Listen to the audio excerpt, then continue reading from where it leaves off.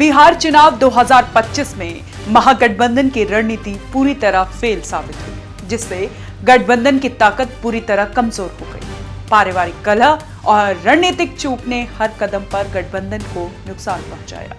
रणनीति की कमजोर योजना और अधूरी कार्यशैली ने नतीजे हासिल करने से रोका। गठबंधन के भीतर समन्वय की कमी ने इसे और भी कमजोर बना दिया। घटक दलों के बीच आपसी मतभेद और बिखराव ने चुनावी प्रदर्शन पर सीधा नकारात्मक असर डाला। ये हार कई स्तरों पर गहरे संकेत छोड़ती है। चुनाव के नतीजे विपक्षी राजनीति के संकट और महागठबंधन की आंतरिक टूट फूट को उजागर करती है, जिसकी वजह से महागठबंधन सत्ता की रेस में कहीं पीछे रह गया। चलिए आपको महागठबंधन की हार के 5 प्रमुख कारण बताते हैं। पहला, नेतृत्व की कमी और दलों के बीच तालमेल न होना। महागठबंधन की सबसे बड़ी कमजोर उसका अस्थिर नेतृत्व और कमजोर समन्वय रहा।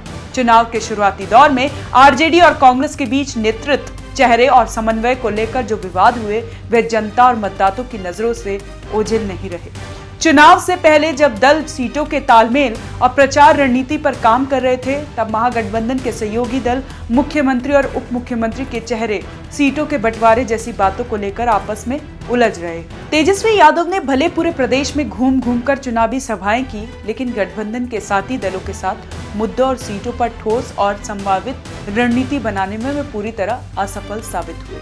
संक्षेप में अगर मैं आपको बताऊं तो नेतृत्व की कमी और समन्वय का अभाव महागठबंधन की हार की सबसे बड़ी वजह रही। अब दूसरा है जातीय और सामाजिक समीकरणों का गलत आकलन।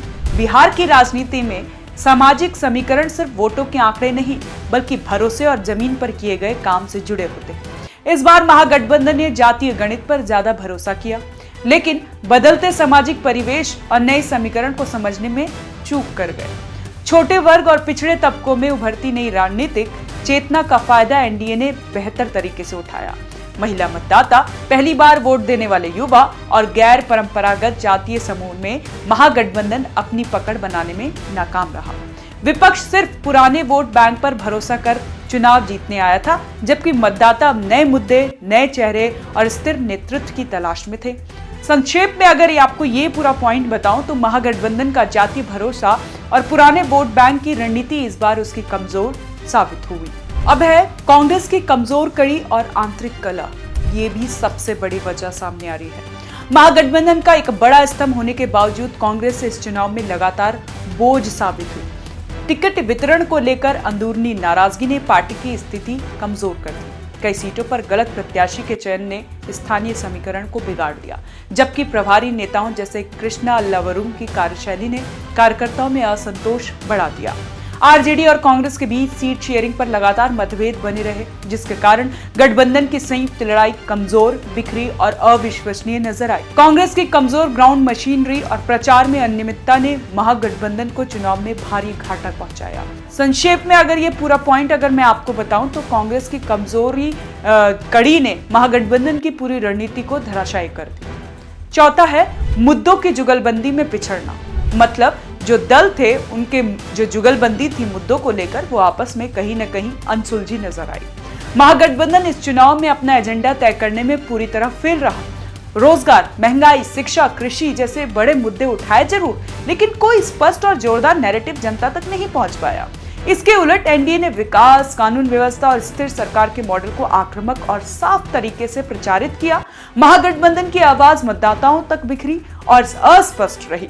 तेजस्वी यादव की सभाओं में भी केवल पुराने वादों की पुनरावृत्ति नजर आई, जिसमें युवाओं और पहली बार वोट देने वालों में कोई नई उम्मीद या भरोसा पैदा नहीं हुआ।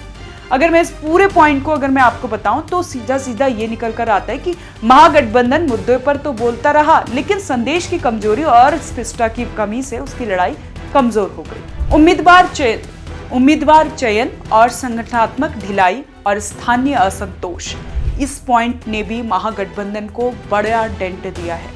गठबंधन की सबसे बड़ी कमजोरी थी स्थानीय स्तर पर संगठन की निष्क्रियता। कई क्षेत्रों में महागठबंधन समय समय पर अपने कार्यकर्ताओं को सक्रिय नहीं कर पाया।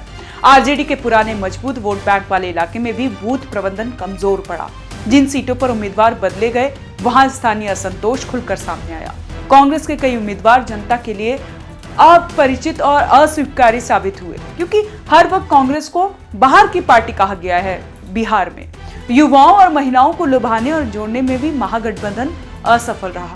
इसी करारी हार ने स्पष्ट कर दिया कि चुनाव सिर्फ पुराने समीकरण नहीं, नारे या गठबंधन से नहीं जीते जाते। मजबूत नेतृत्व, सक्रिय संगठन और स्पष्ट राजनीतिक नैरेटिव ही जीत की असली कुंजी है।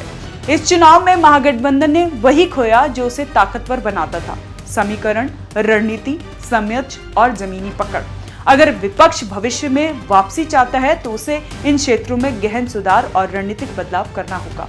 आपको क्या लगता है? हमारे इन सभी पॉइंट से अगर आप सहमत हैं तो आप हमें कमेंट कर जरूर बताइएगा और देखते रहें ONOG न्यूज।